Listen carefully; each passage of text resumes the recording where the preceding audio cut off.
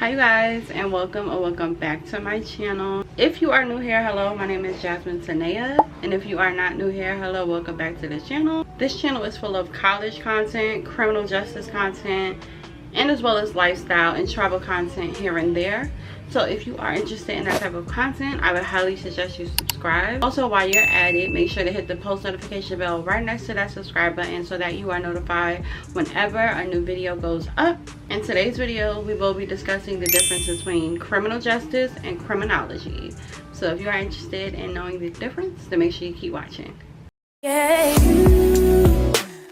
you always make me feel like home, yeah. So per usual, I have my notes so that I won't forget anything in this video. So if you see me like glance over or look down, I will be looking at my notes. So although criminal justice and criminology is closely related and they pretty much go hand in hand with each other, the difference lies in their focus and their purpose. So the criminal justice focus is the system that is put into place to respond to crime after the crime has already happened. The focus of criminology is the study of the actual crime. Focuses on why the crime happened and ultimately ways to prevent the crime from happening.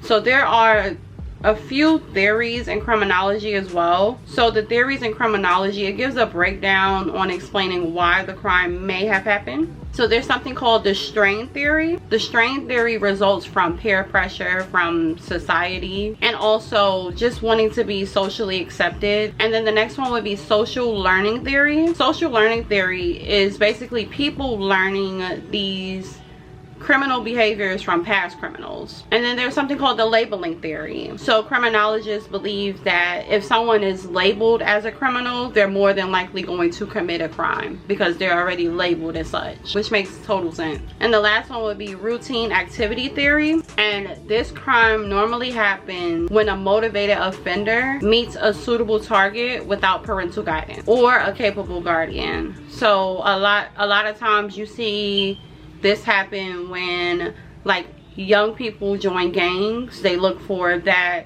acceptance as well as like that protection from people that are maybe older than them or probably maybe stronger than them. They feel as though they would be protected if they were to join a gang. So that's when that routine activity theory comes into play.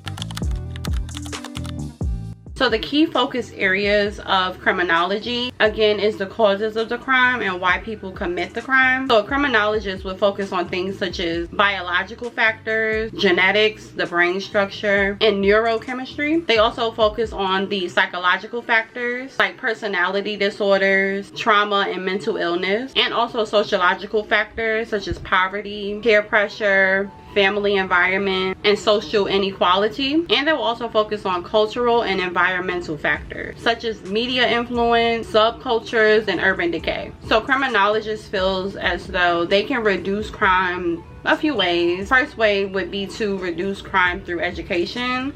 So I mean that's pretty self-explanatory, you know, just educating the youth about crime and what can a life of crime lead up to. They also believe that improving rehabilitation efforts for offenders can help reduce crime as well. And then they also believe by assessing effective law enforcement strategies can be another way to reduce crime. So if they see that something that law enforcement is doing that is working to reduce the crime, they'll continue to assess that and want to, of course, keep that into play. As if something may not be working, then they want to maybe revisit that and reconstruct it to where it might work. So criminologists rely heavily on statistics and data analysts, interviews, case studies and surveys, field observations, and as well as policy evaluations.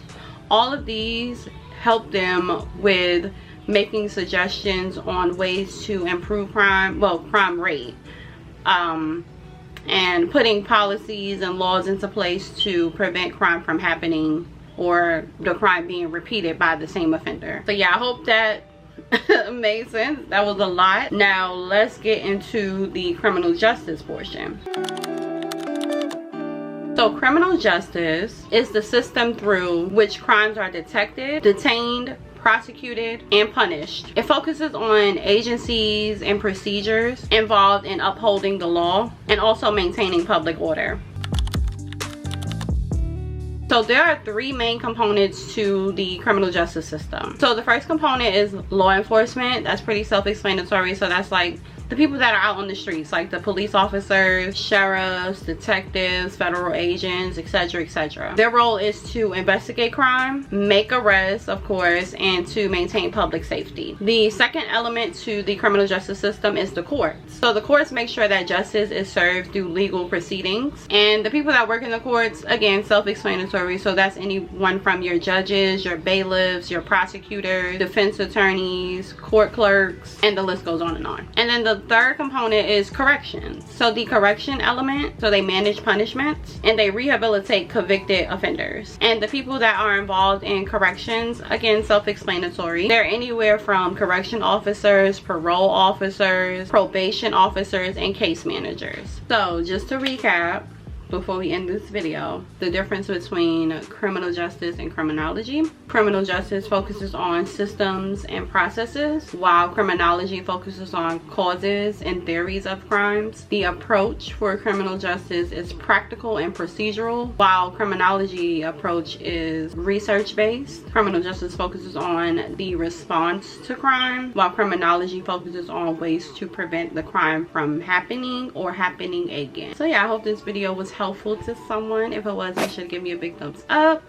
Don't forget to subscribe on the way out if you have not already, and also make sure you turn on that post notification bell so you are notified whenever a new video goes up on the channel. And also don't forget to follow me on all my social media sites. Everything will be linked down below in the description, and I'll also leave a card somewhere on the screen so that it is easy for you guys to find me. And until my next video, I will see you guys later. Ciao.